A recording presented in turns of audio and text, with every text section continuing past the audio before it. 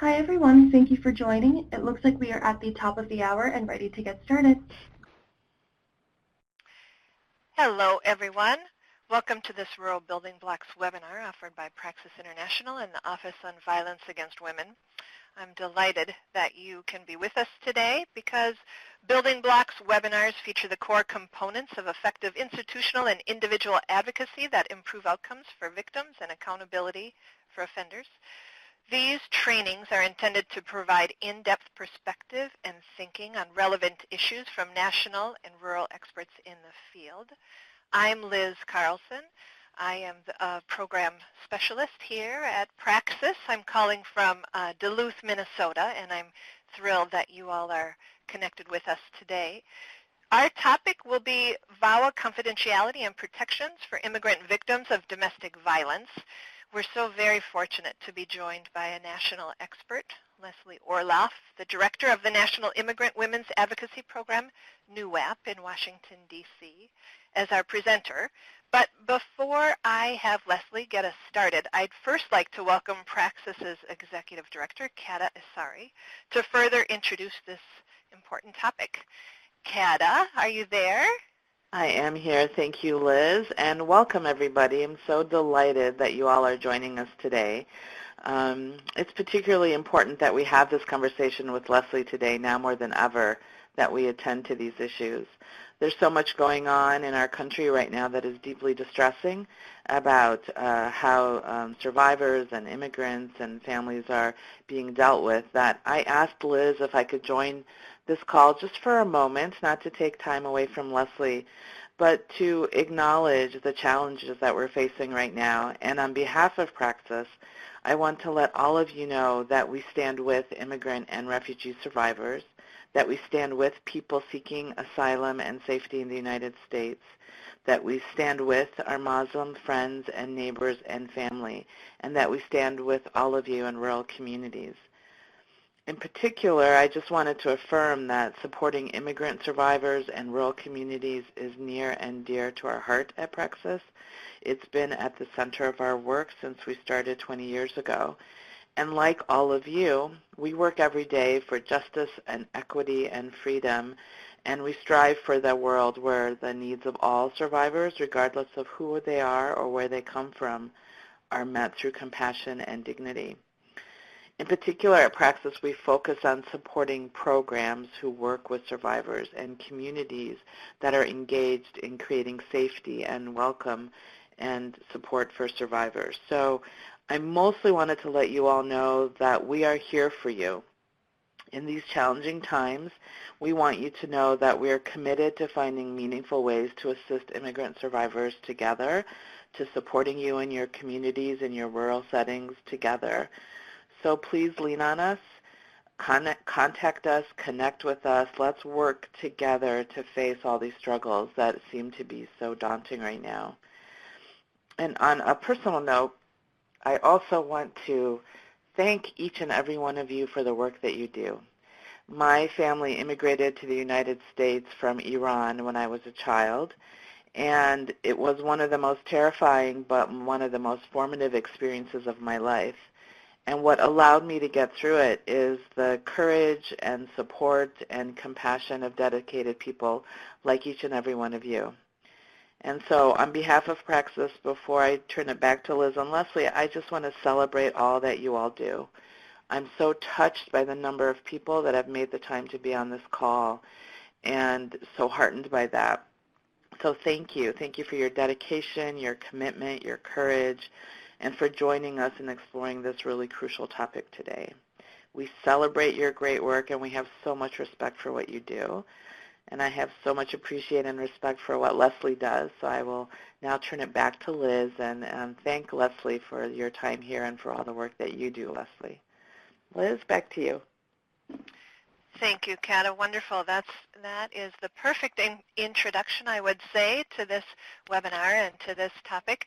And in addition to all that Kata said, of particular note around all of you joining us and Leslie and NUWAP, I would also like to make a point of thanking the Office on Violence Against Women for supporting this particular training especially. So With that, I'm going to dive into a couple of logistical issues relative to this webinar platform before turning it over to Leslie.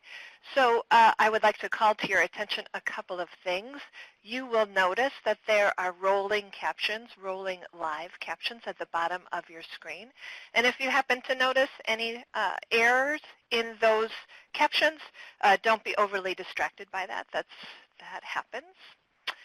If you have questions or comments for our presentation today, the phone lines, the audio will be muted for all of you for the duration of our session, but we want to hear from you in the Q&A box that you see in the middle column of your screen. Your comments will be routed to us as presenters, and we will respond either through the auditory function of this presentation or directly to you in that Q&A box. So share your comments at any time. Know that you can adjust the display settings of all of those webinar boxes on your screen. If you hover over the light gray icon on the far right of each of those boxes, you'll see a range of options before you. So make the selection that suits you best. Know that if you are connected by your internet audio, voice over IP, and you notice that the audio quality becomes unstable, you are welcome to dial in by telephone at any point. And once that phone connection is made, all you need to do is just turn the speaker down on your computer, and that likely will resolve the issue. If you have additional technical questions around the quality of this presentation for you, you are welcome in that Q&A box to send a message directly to myself or our TA to TA webinar host, Patricia, and we will do our best to get a solution for you. Aside from that, I just want to let you know that this session is being recorded and will be available on the Praxis recording webpage of our website by the end of the week. So with that, hello, Leslie, welcome. Thank you. Hello. How are you today? I'm doing well. I'm glad to be here and privileged to be having the opportunity to make this presentation. And I, too, appreciate all the work everyone is doing on behalf of survivors and their communities. Wonderful, wonderful. Thank you, Leslie. So I am not going to take any time away from you with a formal introduction. I'll just ask you if you would kind of briefly introduce yourself and then just get us started with today's presentation. Wonderful. So my name is Leslie Orloff. I'm the director of the National Immigrant Women's Advocacy Project at American University, Washington College of Law. In the chat box today with your Q&As, we have Rocio Molina, who's our associate director, who's assisting in answering questions. And so please do ask us whatever questions you have, and either, as Liz said, orally or otherwise, or in writing, we'll get back to you either through the webinar chat or directly after the webinar through technical assistance to get to you. So I'm a family lawyer. I started representing immigrant survivors of domestic violence predominantly in Washington, D.C. in 1983, and was the first Spanish-speaking lawyer in the District of Columbia who knew what a protection order was. And over the course of my career, I've worked on many of the pieces of legislation that we're going to be talking about today, the Violence Against Women Act, immigration relief, the U visa for crime victims, and the T visa for trafficking victims. And for me, it is really, these webinars are really important because the laws are, the laws are pieces of paper unless and until you and your work with immigrant survivors in your communities help them essentially come alive and help victims gain access. So I'm really happy to be here today. So let's get started. Hold on one second, I'm trying to make sure. Okay. So our learning objectives, by the end of this webinar, you'll be better able to screen and help eligible victims of domestic and sexual violence file for VAWA self-petitions T visas and U visas and file for special immigrant status relief for children who are abused by their parents.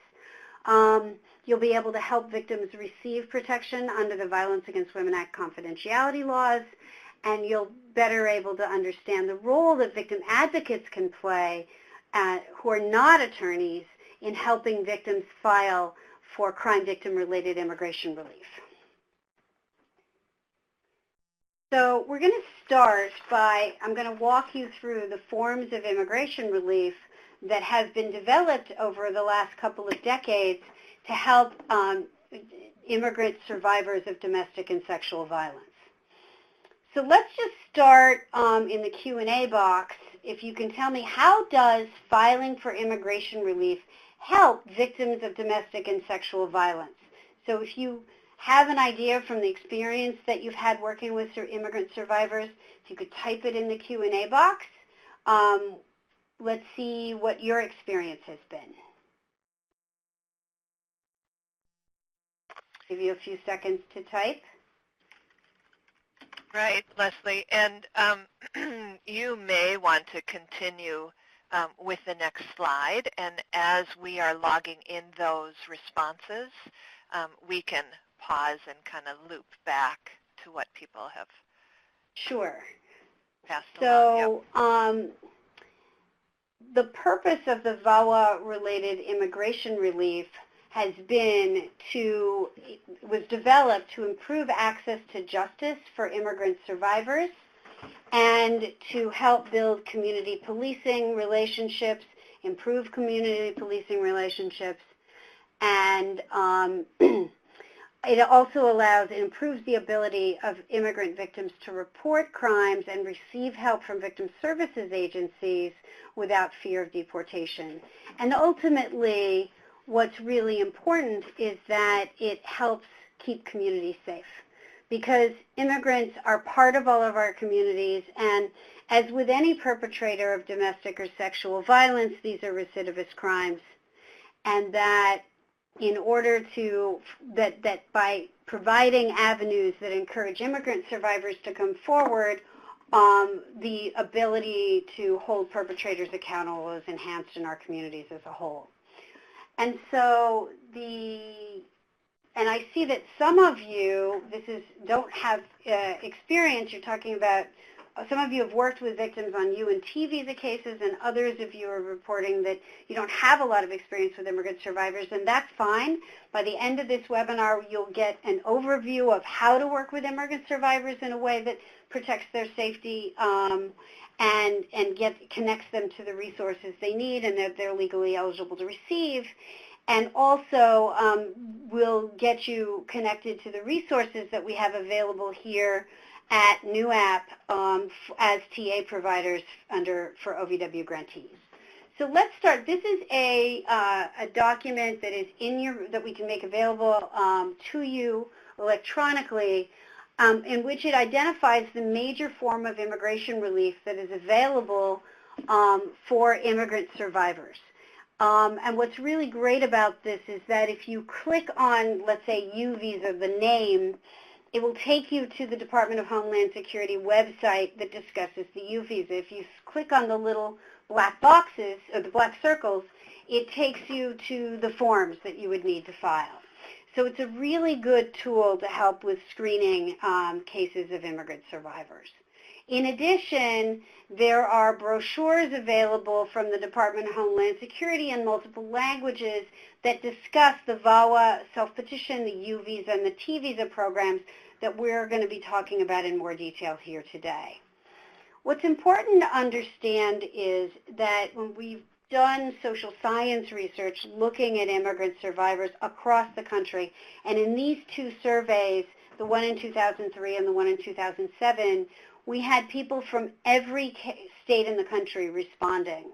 And when we took, and they reported on thousands of cases.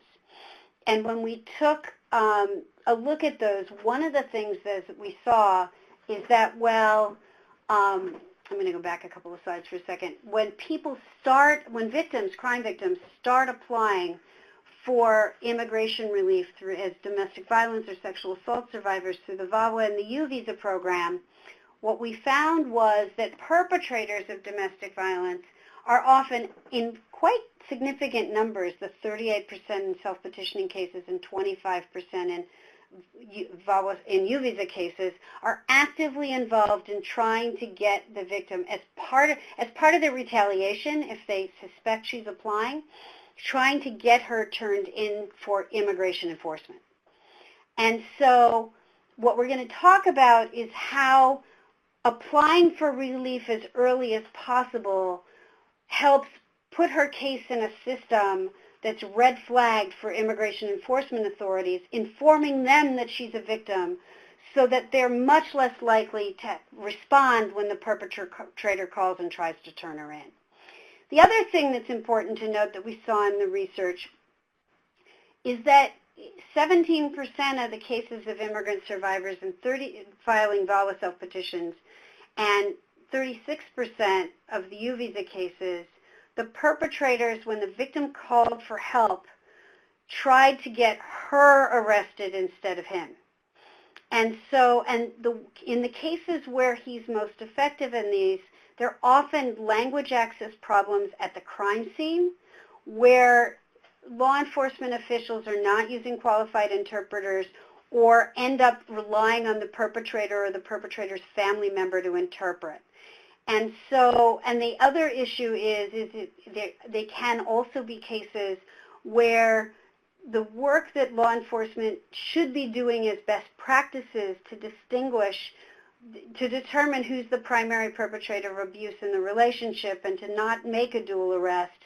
Those arrests of crime victims, if they occur to immigrant survivors, are particularly problematic in this day and age, because they put victims in a system, the criminal system, where their cases are flagged as they are the criminals, and they're more likely to have immigration enforcement actions perpetrated against them. So all of the good work that we're doing in their communities, developing relationships with law enforcement, and training for law enforcement about how to handle crime scene investigations and how to make sure that the person that they're arresting is the primary perpetrator of abuse in the relationship, seriously matter in cases of immigrant survivors.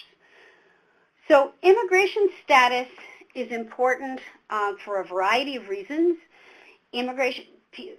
When people begin pursuing and in the process of pursuing legal immigration status, it brings with it the ability to work legally, protection from deportation and removal, the ability to gain a driver's license and a social security number, improved access to housing and public services and publicly funded services and public benefits. It helps victims gain independence, break isolation. Ultimately, when they get legal status, they get the ability to travel to and from the United States, with some exceptions, and they are on a path to lawful permanent residency and ultimately citizenship. So it's very, very important. And that in terms of improving victim safety, it is important to know screening early and identifying victims who qualify for immigration relief as domestic and sexual violence survivors is super, super important. It's important, and advocates are the best people to do this, much better than us lawyers.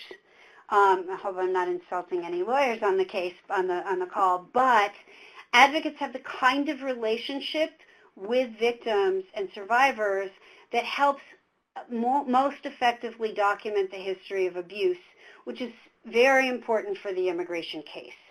And so it's important screening early to know the difference between the immigration options and incorporate that knowledge about the immigration options and how they work into your safety planning. So deciding when to file an immigration case, whether to file it before the protection order, whether, how victims can safely carry documents to prove that they filed an immigration case with them, so that if they're stopped by law enforcement and was asking, or DHS officials who are asking about immigration status, they can give their A number and they can show they have a case in the system. So what happens is the Department of Homeland Security has a specialized computer system in which all of the cases of immigrant survivors, VAWA, self-petitions, U visas, and T visas are entered, and those cases essentially red flag. So within weeks of filing, I don't even think it's that long actually, they go into this special system which basically informs DHS enforcement officials that this is a victim, and that when that information is available to them, they are much less likely to pursue a tip to go after her as an undocumented immigrant. Okay. And so one of the things that we try to emphasize, particularly with victim advocates and attorneys who are working with immigrant survivors, is that this red flag system. So what happens is if a victim has a case filed and the perpetrator calls, they will see that she has a case filed and they're much less likely to respond. So when you think about it, if let's say you're going to file a protection order on behalf of the victim, or there's a custody case action you're going to file against the perpetrator, or there's a divorce case that she wants to file, or that she wants to file against him. What happens in all of those cases is that she needs to file, once she files the case, she will serve the perpetrator with notice of the case.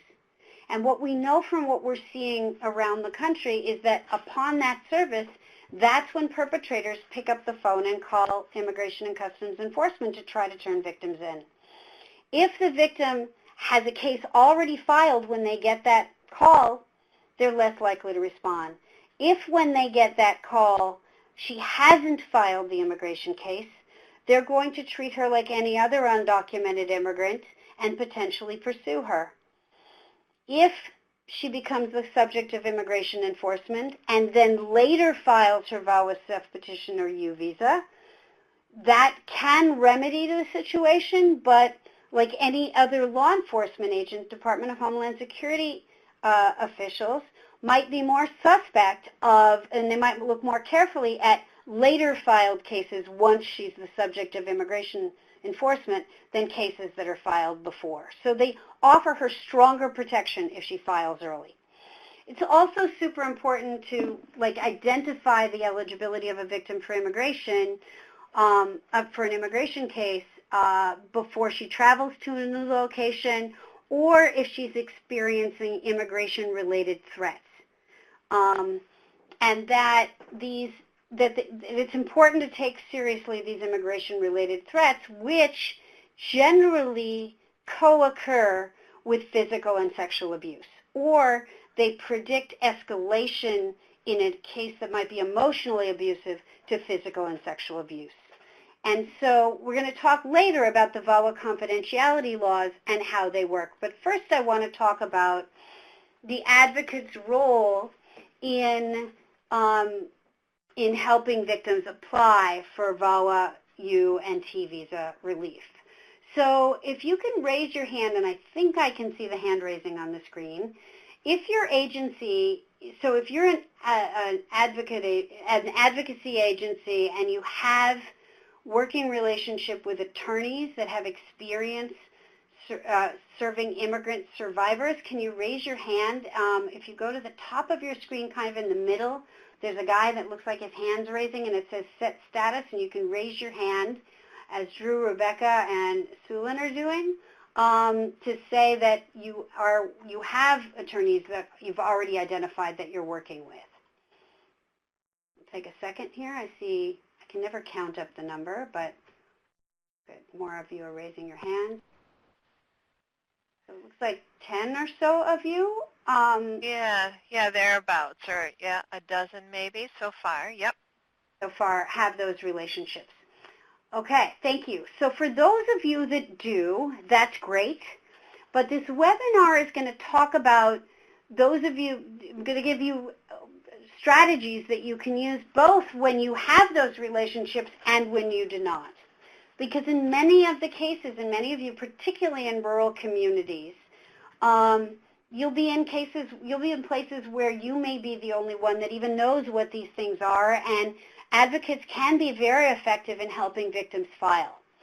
So what types of agencies do the lawyers that have expertise work for? If you could check them, there's a poll up on the screen.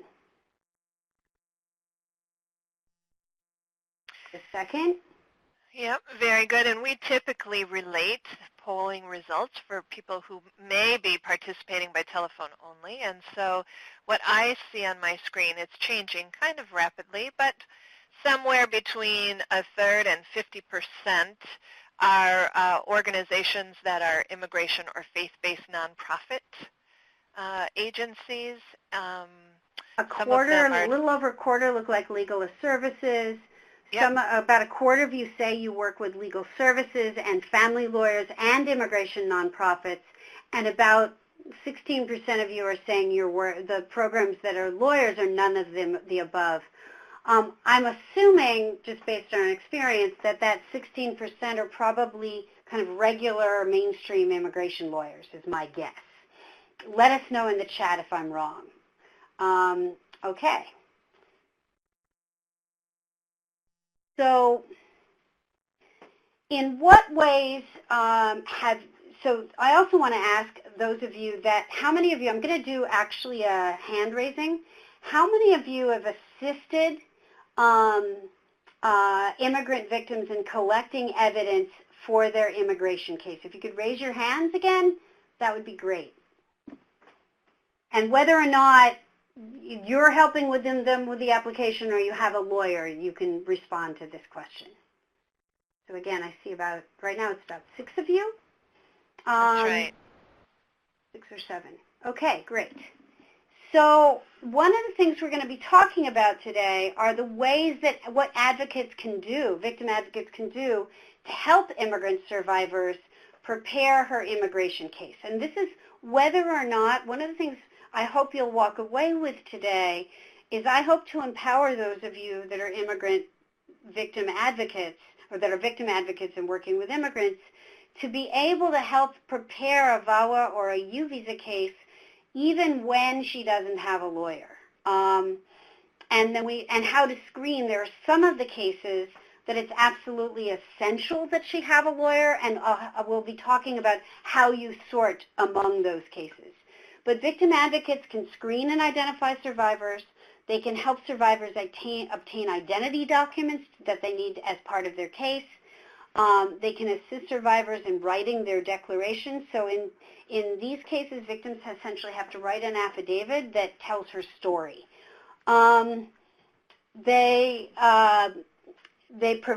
You can provide a letter of support from an expert affidavit that when you've provided services to the victim, and you don't have to be a lawyer. Victim advocates, the Vermont Service Center, and the people that adjudicate these cases, I've done training for them, and they really like seeing affidavits from advocates, because those affidavits provide a lot of really good information, because the advocates have a really long-term working relationship with the victim, and that's very helpful to the adjudicators. It's often the victim advocates, as opposed to some of the immigration attorneys, that are going to have the relationships with law enforcement officers in your communities that can be very helpful, and prosecutors that can be very helpful in obtaining certifications.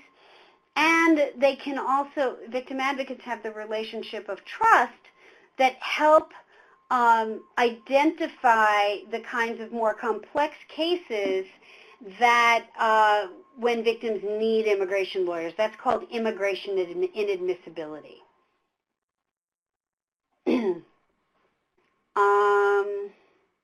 Can you raise your hand if you're working in an area where the lawyers with expertise on VAWA and U visa is not available? My guess is there's going to be many more of you raising your hands this time. Take a second.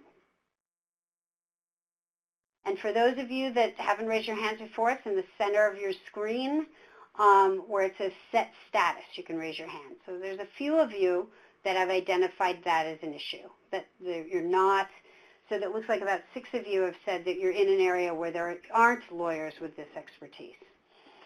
So best practices, so first thing I wanted to say is we have and we can distribute it to you. I'm going to make a list of these things so we can follow up, work with Liz and Praxis to follow up with you. But we're going to send you a link to our directory because we've done a state-by-state directory in identifying lawyers and advocates that have experience working with immigrant survivors that might help you connect to resources that do exist in your state. And that's actually really important, that immigration law, they don't have to be in your community because they don't have to go to a local court. It could be somebody across your state or across the country that we connect a victim with. But generally, they'll be finding an immigration lawyer in your state. And the best practices is when victim advocates and lawyers can collaborate, but waiting for lawyers, some communities, there's long wait lists. And in some of your rural communities, as at least 6 of you identified, you don't have the local resources. So we're going to talk about what victim advocates can do to help victims prepare their cases so that you can help victims and they're not stuck if you're in a community that doesn't have lawyers. So what the cases that require lawyers, and we can provide technical assistance and a new app to help you find lawyers if you're in a community without lawyers with this expertise, because you don't want to go to an immigration lawyer that's going to charge her $3,000 or $5,000. If an immigration lawyer is doing that, most of those immigration lawyers don't have this area of expertise. Most of the lawyers that do this work for nonprofits, work for faith-based organizations, work for legal services, or they're private attorneys who used to work for legal services and have developed the expertise in this area. So the victims' cases that are most serious and need lawyers are victims who are arrested or have criminal convictions, victims who've previously been deported from the United States or removed, or left or agreed to voluntary departure, victims who have entered and exited the United States multiple times are more risky. Victims who have claimed false citizenship. So for example, let's say she was applying for a job and she lied and said she filled out an I-9. That's a really bad thing to do. And it can make the immigration case not impossible, but much more difficult. Or if somebody gave false testimony for immigration purposes, they crossed the border and they lied about who they were or something. But if you'll notice what's not on this list, what's not on this list is unlawful entry. What's not on this list is overstaying a visa.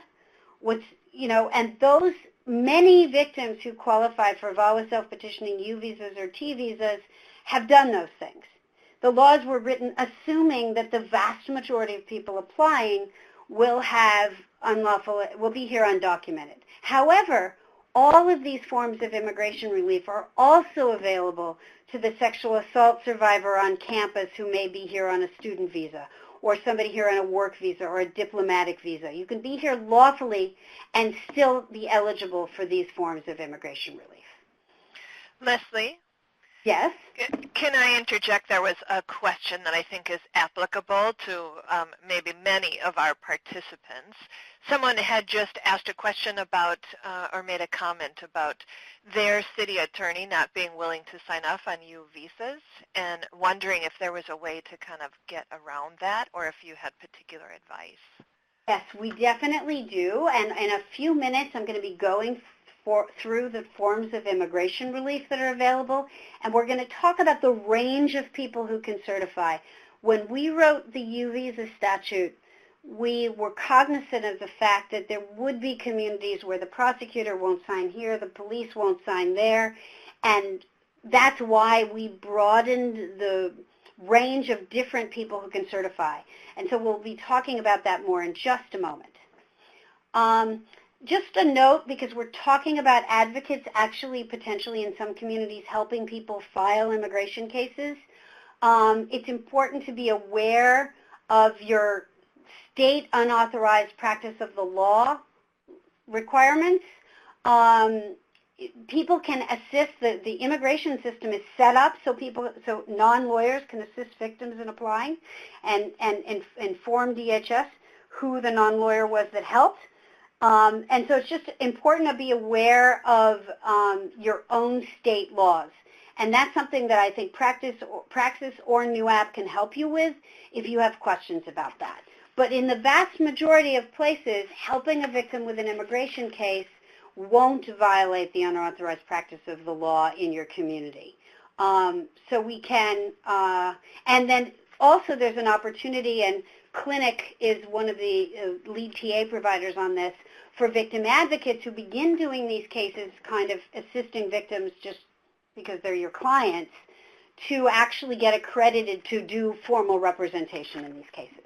So let's move on to what the VAWA self-petition and the U visa are, and a little bit more detail about these cases. So VAWA self-petitioning, and again, we're going to go over these. This is an issue spotting. You're not going to learn everything from this webinar, but we have lots of training materials, manuals and checklists of evidence and samples and things we can provide if you're working on these cases.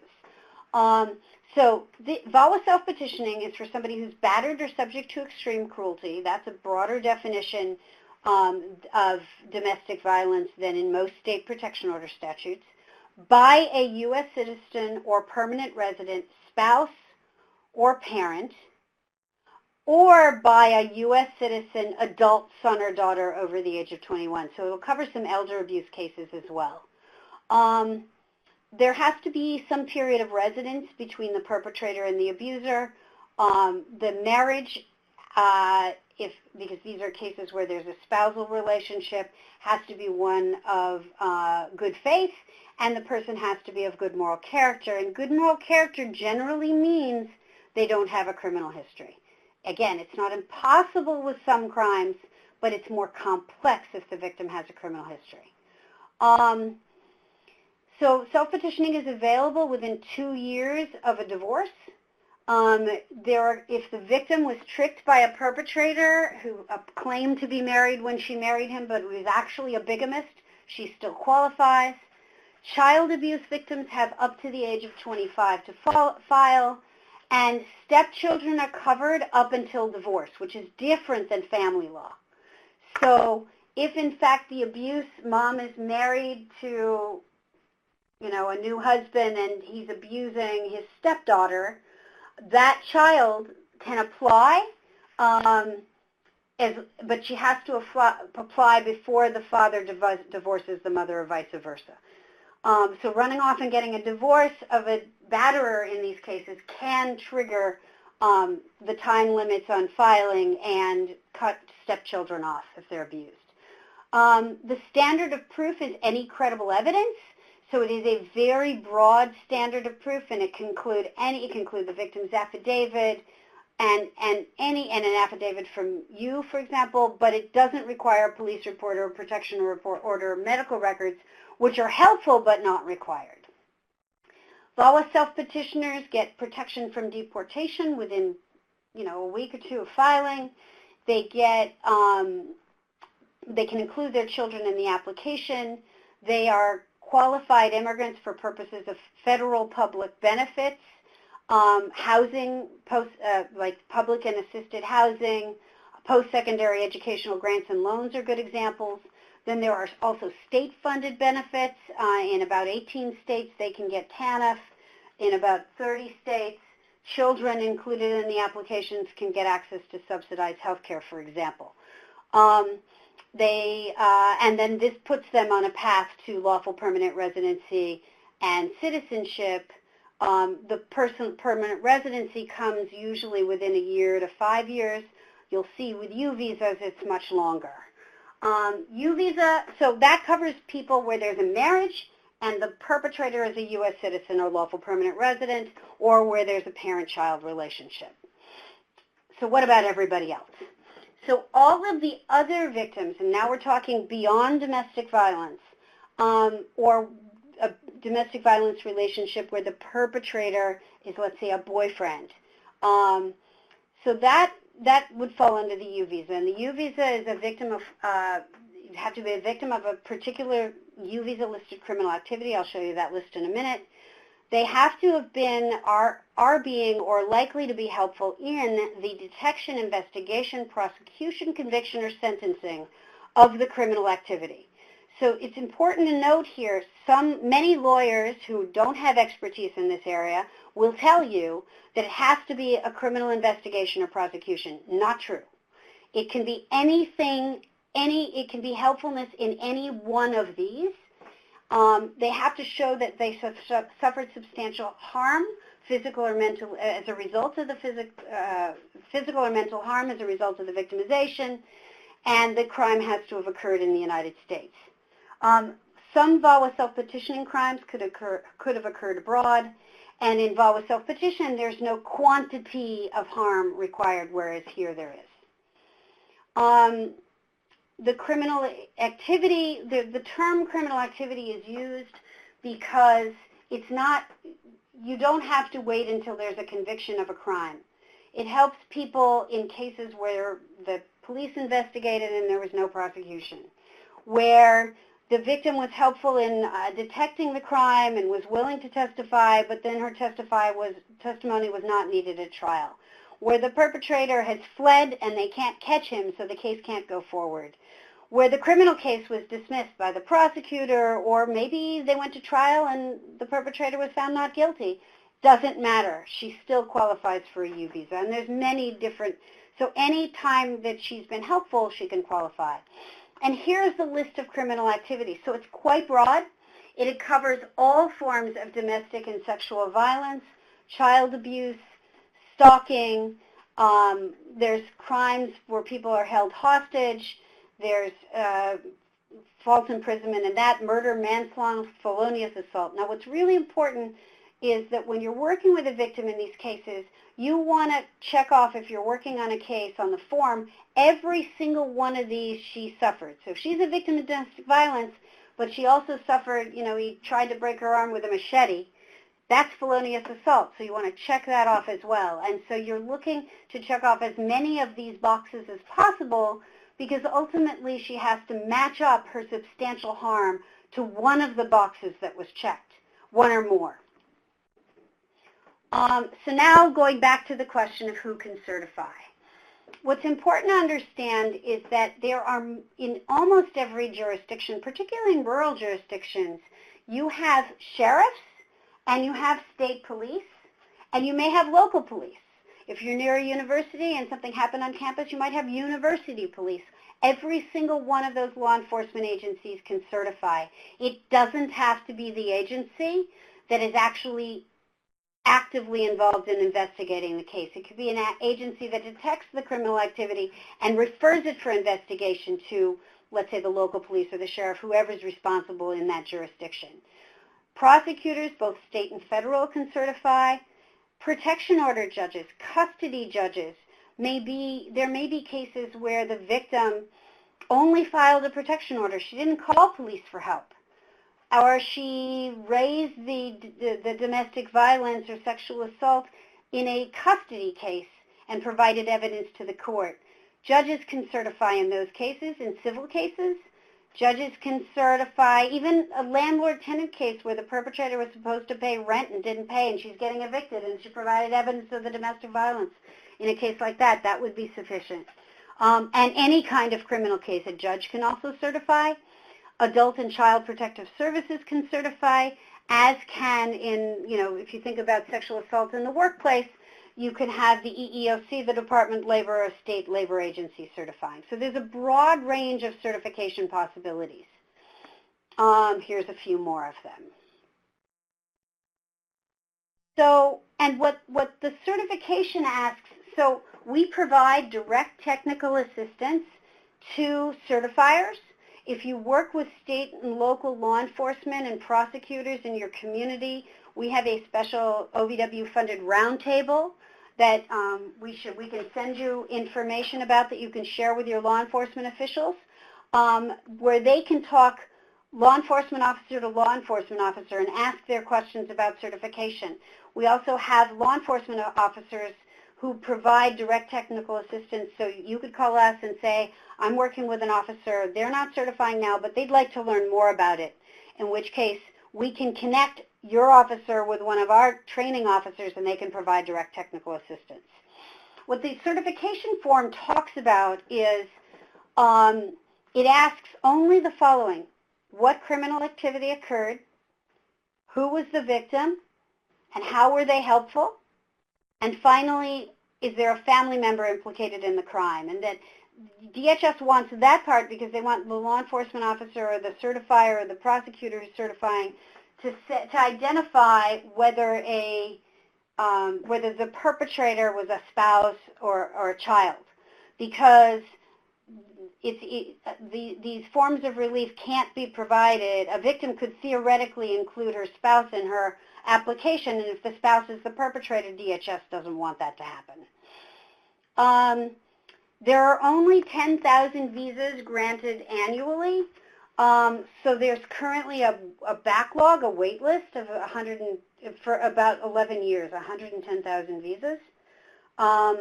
It takes 3 to 4 years for the case to be adjudicated and the victim to get work authorization.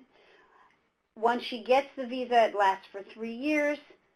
There's much more limited there's no access to federal public benefits, things that are considered federal public benefits for U visa victims. Some states provide benefits, but it's much fewer than in the VAWA self-petitioning context. And then it provides a path to lawful permanent residency, but to gain lawful permanent residency, a victim has to show that she didn't unreasonably refuse to cooperate with reasonable requests from law enforcement and prosecutors if the case went forward, and humanitarian need, family unity, or public interest in staying in the United States. Most victims don't have a problem when they were cooperating with law enforcement in proving either humanitarian need, family unity, and public interest. And if you're working on a case, we can provide you more of those details about those forms of relief. Where we can use your help as as victim advocates is helping victims prove battering or extreme cruelty for either the VAWA self-petition or the U visa case, or sexual assault, helping victims prove that their marriage was in good faith, so that there's evidence of a good faith marriage that, for example, you might help the victim collect her pictures of her wedding or love letters from her perpetrator, things like that. You can help victims prove the relationship that in fact you can get a protection order, for example, that would say that the relationship between these parties is that this is a spouse, or something like that, or helping prove the mother-child relationship so that she can include her children in her U visa or VAWA self-petition. And that the story of the victim of what she suffered is the most important. So turning again to ask you some questions maybe in the chat, can some of you share what kinds of evidence you think might go into proving battering or extreme cruelty or sexual assault? And I guess, Liz, I should go forward while they're doing that, and we can integrate some of the answers as we talk about it. Sure. Before you continue the presentation and as we wait for people to respond, okay, we did have a question from someone asking that, saying that locally, I've never heard of any of our attorneys seeking U visas based on a protective order, and wondering if you would say more about that. Sure. That was a problem all over the country and has been. That's why we particularly raise it on these webinars, is that many of the attorneys that do these cases don't think about that. And there's a manual there's a resource guide on U visa certification that was written by the Department of Homeland Security and published in November of 2015 that we can show you, particularly the page where DHS says that self-protection orders are enough to get certification from a judge, and we have an OVW and a State Justice Institute funded judicial training toolkit on U visa certification by judges that we can provide you, and that you can share with judges if you're asking them to certify. We also have a national team of judges that provide direct judge-to-judge technical assistance should a judge have questions regarding U visa certification, and we provide that as well directly to judges as part of our OVW grant. So some of the things you're mentioning, some of the evidence you're mentioning is, let me see, hold on. Yeah, right. So I'm looking at people's responses, and it seems like people are indicating photos, DNA, police reports, witness statements. I see the SANE exam. That's exactly right. That's a really good one that most people don't remember to think about. It's fantastic. Yes. All of these are good. These are typical kinds of evidence, and these are things you don't have to be a lawyer to help a victim find. Exactly right. Audio recordings. You might have audio recordings of the threats that he left on her voicemail, or you might have texts of threats and things going back and forth. All of that is great evidence, not only in the family court case but also in the immigration case. So the forms of extreme cruelty are emotional abuse. These are, so how many of you think, can you raise your hands again? Let's do this hand raising thing. How many of you think this list looks like something you've seen before?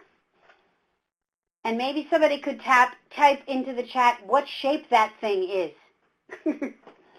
Or if you can recognize, hey, I'm seeing a lot of hands now. And it looks like, yes, Sarah, the power and control wheel. So this is the checklist that Department of Homeland Security adjudicators use when they decide whether somebody suffered extreme cruelty. Again, you know as victim advocates very well how to identify these patterns of power and control, and so you can help the victim document them for her immigration case. So the next question is, what do you think would be, again, typing into the chat, would be good evidence of a good faith marriage?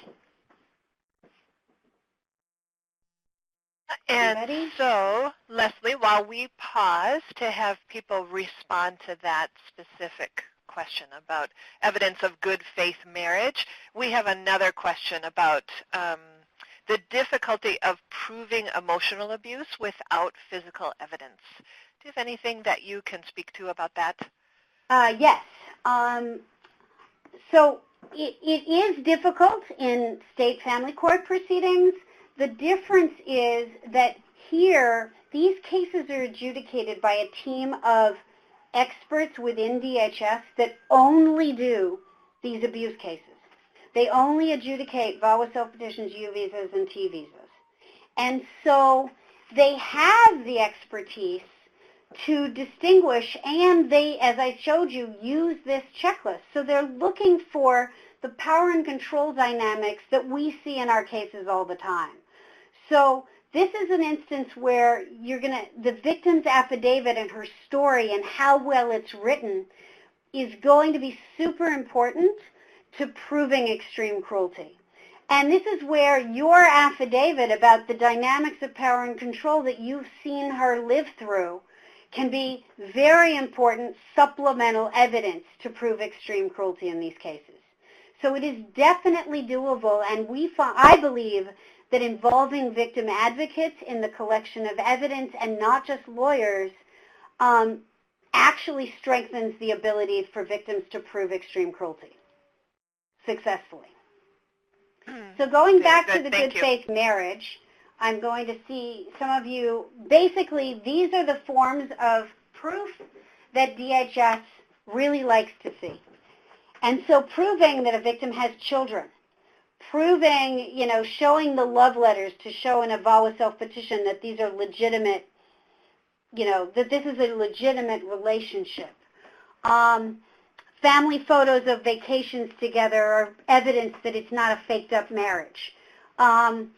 And then the kind of documentation, maybe a letter from a neighbor or something to document that they live together, that they really, live in the same place and together is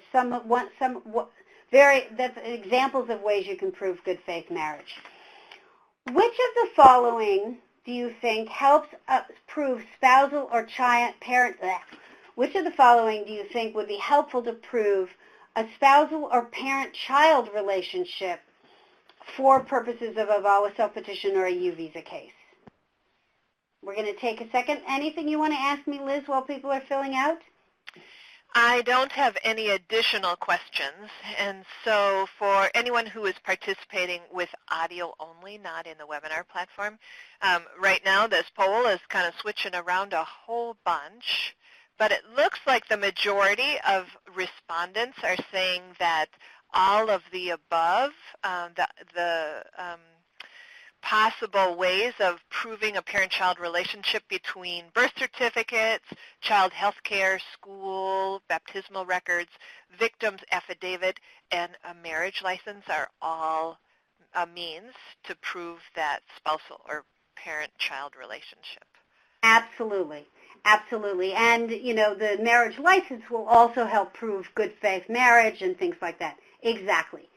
And so related to that, one of the questions is when we were talking about extreme cruelty is whether adultery is sufficient. And it could be a factor that contributes. I think it's important that a couple of things. You can have adultery of the perpetrator and still have a good faith marriage. If the victim is an adulterer, it's a little bit more complex. But if the perpetrator is, it can contribute, you can still have a good faith marriage.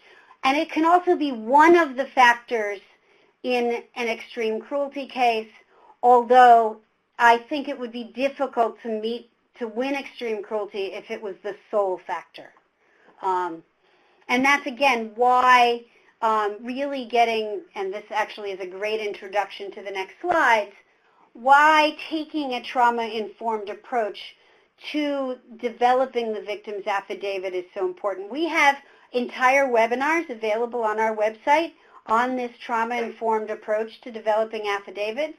But what I want to say here is that this was developed using tools that therapists and social science researchers use to detect emotional abuse and spouse abuse and physical abuse, intimate partner violence.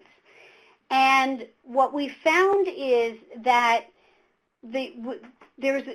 every victim who applies for an form of immigration relief, either a VAWA or a U visa, has to tell their story. They have to write an affidavit. And that process is incredibly traumatic. Because they have to relive what they're retelling. And that's, again, why victim advocates are often better than attorneys to help in gathering the stories. But also, the approach that we recommend helps the victim walk through the story in a way that she's telling her story and using story writing techniques that help victims heal.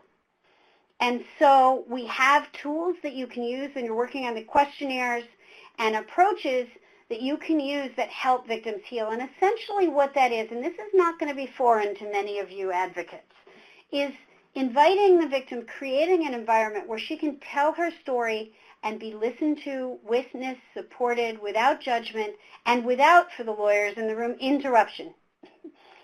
So, the way, without saying, and tell me more about this and that, it's letting her just tell her story and helping her do that, and helping her do it ideally in writing if she can read and write in her own language. Because that process of writing can be helpful to the process of healing. Then we have a questionnaire that once you've gotten the story that way, you can review it with her and then take her through a series of questions that help ferret out more of the trauma and more of her history of abuse than she might have initially told. And then you work with either the advocate and attorney together, or the attorney or the advocate by themselves will then edit those two stories together and work with the survivor, again, if she's literate, to read back the victim's final story so that she can make final edits. But that process helps her heal. And so we have tools that victim advocates can use to do this, and it also helps victims build a relationship of trust. And it's important to also be transparent about how the process is going to work so the victim knows what to expect and knows that, that you can take breaks. I mean, if it's too hard for her, she becomes overwhelmed, you can, work with her on grounding activities and other things to pause the session at that point and help her kind of regroup. And potentially some lawyers even that use this method will arrange, if she has a therapist, arrange for her to go see her counselor or therapist after the session so that she can help process, because this is very difficult.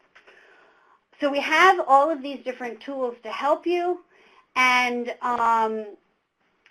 training manuals and tools and TA available. And so hopefully, as you'll see from this description, this is not something that really needs necessarily a lawyer, that victim advocates can help victims gather these kinds of cases.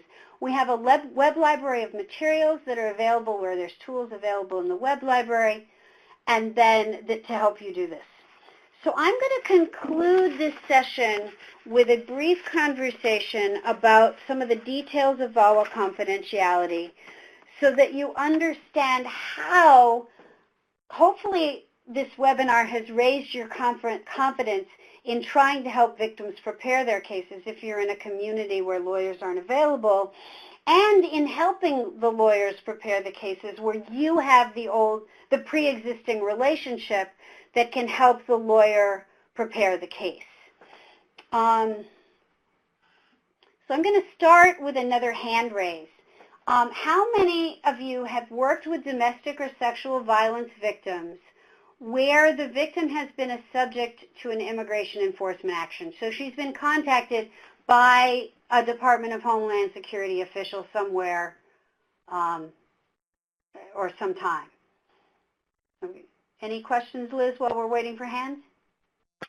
No questions. I see the hand raise icon popping up on about 8-ish, going on 10 maybe, participants. So it's like over 10% of you, which is not unusual. This can happen, as I told you from the data in the beginning. So now we're going to talk about strategies, and we're going to talk about VAWA, Violence Against Women Act confidentiality, and how it protects victims, enhances their protection from removal and deportation. So VAWA confidentiality basically says that the Department of Homeland Security is barred from taking action against a victim based solely upon information provided by the perpetrator, or their family member, or somebody acting as an agent of the perpetrator. And that's the core of it. And we'll talk about how that gets implemented and your role in helping this. There's also particular locations that are protected, so that if DHS, Department of Homeland Security, receives a tip from a perpetrator that a victim is going to be showing up for a protection order in a courthouse, that protection order proceeding in the courthouse is one of the protected locations, as are domestic violence programs, sexual assault programs. I'll show you the list in a minute. Additionally, VAWA confidentiality, and we could provide, by the way, a half-day session just on VAWA confidentiality, and we have webinars available that we've actually worked in collaboration with NCJ, FCJ on, that we did last fall. So in addition, when victims file, from a victim safety and confidentiality perspective, when victims file a VAWA confidentiality case, or a VAWA T or U visa case, or a battered spouse waiver case, or a case filed by an abused spouse of a visa holder, those cases are they're sealed essentially, and the perpetrator, neither the perpetrator nor ICE, Immigration and Customs Enforcement, can see the contents of that case. And it's not discoverable in family court, and beyond the certification, it's usually not discoverable in criminal court, and we have a whole set of tools for prosecutors that we can provide prosecutors in your jurisdictions if they have questions about this. So what's important to understand is in domestic violence cases, now we're talking about spouse abuse or parent abuse cases, these not reliance on perpetrator-provided information kick in immediately. They don't require that the victim files to get the protection as a matter of law, but the sooner the victim files, the better these provisions protect her. And the locational provisions protect all victims, but again, victims with VAWA or U visa or T visa cases filed receive the best protection in this day and age in terms of these VAWA confidentiality protections. So the prohibitions on release of information to anybody apply in all of these different kinds of immigration cases. So there's a lot of different kinds of cases called VAWA self-petition. The battered spouse waivers, by the way, are as easy or easier than VAWA self-petitions for victim advocates to help with. And in our Breaking Barriers manual, in our web library, there's a whole chapter on battered spouse waivers. You basically have to be able to prove battery, extreme cruelty, and that the marriage was real. And that's something we can also help you with. So protecting information about the survivor's immigration case, it prohibits disclosure of any information about the existence of the case, about actions taken in the case, and about information contained in the case. So for those of you in rural communities, and we see it in cities too, getting somebody to come and testify in a protection order case is really hard because lots of people are afraid of the abuser in the community. What's interesting here is that neighbor or a friend or a family member can provide an affidavit in the VAWA self-petition case, and the perpetrator will never see it. It's sealed, it's part of this sealed record, and it's not discoverable as part of a family or criminal court proceeding. I don't know of a single case where those other affidavits have ever been ruled to be discoverable, and we do a lot of VAWA confidentiality cases with family lawyers. And that protection, this protection on VAWA confidentiality applies from the moment the case is filed forever, unless the case is denied on its merits. And what we mean by that is you might have a case where the perpetrator filed papers for the victim, filed immigration papers for the victim, and the victim filed a VAWA self-petition. And maybe she got her green card through the perpetrator, not the VAWA self-petition. In a case like that, the victim's immigration case is closed, but it's not denied on its merits. It's closed because she didn't need it because she got her papers through him. That case is sealed forever. So this is the VAWA confidentiality red flag system I was telling you about. This is the computer system in the Department of Homeland Security that protects victims' cases and reminds immigration enforcement officials that the person that they're potentially pursuing is a victim of domestic violence, is a crime victim that's covered by the U visa, or is a human trafficking victim. And that's how, when you have a case in the system, they get notified so the victim gets most protection, so that they may get a tip and not act on it. They're also prohibited by relying on perpetrator-provided information from any of these the abuser, the trafficker, the crime perpetrator, persons closely associated with them, as I said before, and that what they're prohibited from doing, when I say they can't take an immigration enforcement action, it means they can't make a civil immigration enforcement arrest, they can't place the victim in removal proceedings, it deters them from seeking or using information from a perpetrator, stopping and questioning the victim, all of those things. And in fact, the DHS policies that implement this statute, and this is statutory protection, so it's not going anywhere. It's been around since 1996. Okay. So basically anything that's inherently suspect, DHS officers are not supposed to, or if they have any credible evidence that the victim could benefit from the VAWA, U visa, or T visa programs, they're not supposed to pursue the victim. These are the locational protections: shelters, rape crisis centers, courthouses in certain contexts. In addition, There's a DHS courthouse enforcement policy that came out in January of 2018 that says that they're not going to go after victims, they're only going to go after targeted individuals at courthouses, and that they're not going to do immigration enforcement in family. They have to get seriously high-level permission within their agency to specifically get permission to go into any kind of a family court, which is really great protection for victims. VAWA confidentiality violations are a $5,000 fine per incident or a disciplinary action if VAWA confidentiality is violated.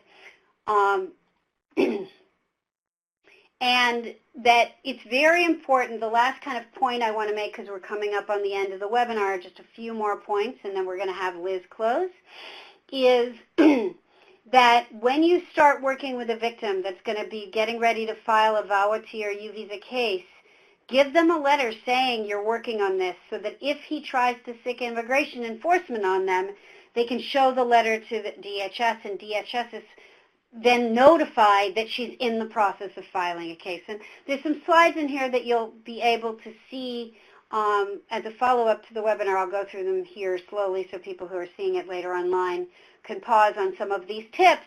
But once you file a case, you want to have your client memorize her A number and tell DHS if they encounter her that she's a victim and she's pursuing immigration relief. And these are some tips for advocates on things you can do about that. If you've got a certification, you want to carry it with her if she can talk to her about how to do it safely. And then these are other locations that are also protected from immigration enforcement independent of the VAWA confidentiality provisions. So we have resources on VAWA confidentiality and as well available on our website, step-by-step advocacy instructions, legislative history, and other things that we can provide to you to follow up as you start working on these cases on behalf of immigrant survivors. And these are, I'm going to go to the slide where they're, if you're a family lawyer or you work with family lawyers in your community, they can sign up. We have a monthly community of practice for family lawyers that work with immigrant victims that they can sign up for. And the law enforcement or prosecutors can sign up for our law enforcement or prosecutors roundtables. And you can always call us for technical assistance. So I'm going to turn it back to you, Liz. Thank you, Leslie. Holy smokes, take a breath. That was a whole lot of information, really important, valuable information. And we cannot thank you enough. Already I've been getting comments from people who are participating saying, wow, this is really important and useful to rural programs. So thank you to that. I want to wholeheartedly thank you, Leslie, as well as NUAP and OVW for supporting this important rural webinar.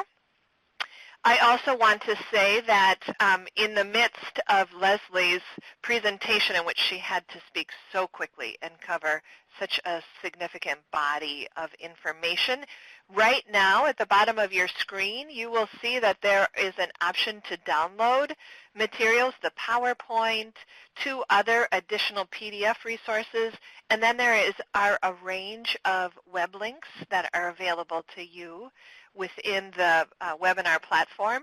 But for anyone who perhaps doesn't have a chance to access them that way, or perhaps is just listening by telephone, know that I will do my very best to work with Leslie and her colleagues at NUAP to get a complete list of all of the resources that Leslie mentioned.